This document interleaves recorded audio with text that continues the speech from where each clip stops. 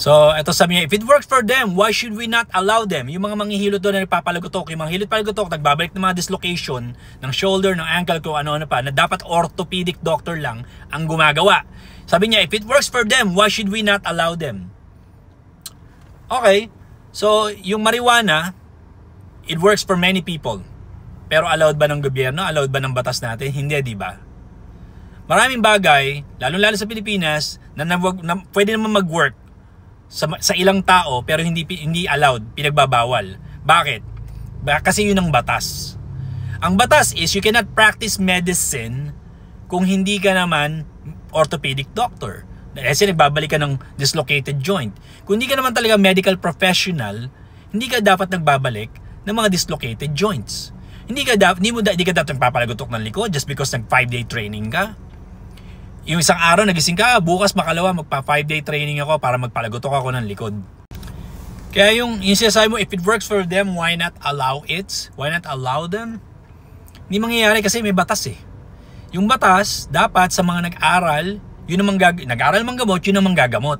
Yung mga tambay sa kanto, yun naisipan lang bukas makalawa, maggagamot na.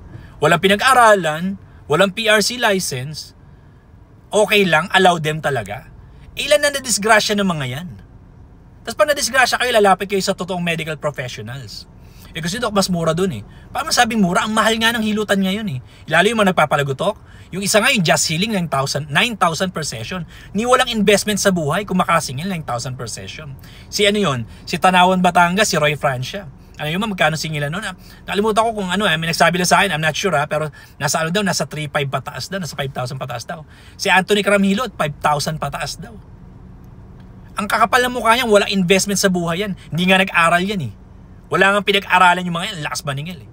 If it works for them, why should we not allow them? Because of the fucking law. Ngayon, okay sa inyo, gagamitin yung batas pa nag-work sa inyo. Asa resibo? Bigyan mo ako resibo, ba't di ka bibigyan resibo? Hingan nyo kami ng resibo, pero yung mga taong pinupuntahan nyo, hindi nyo hinihingan ng lisensya? Hindi nyo hinahanapan ng lisensya? Kung sabihin ko sa iyo na, let's say, yeah, I'm a physical therapist, pero sabihin ko sa iyo, huwag ka mag-alala, nag-o-opera din ako ng mata.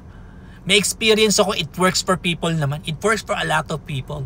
Maniniwala ka? Pupuntahan mo ako? Magpapa-surgery ka ng mata sa akin, no?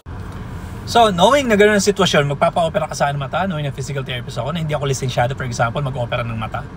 Let's say mag-opera ng spine, magpapa-opera ka sa akin ng spine, knowing na hindi ako nag-opera talaga ng spine, pero sabihin ko lang may experience ako, kaya akong gawin, it works for a lot of people. Would you allow me to do it on your body? Hindi, di ba? So, isasabi mo, if it works for them, why should we not allow them? Because the law does not allow them. Gets mo? O bobo pa rin?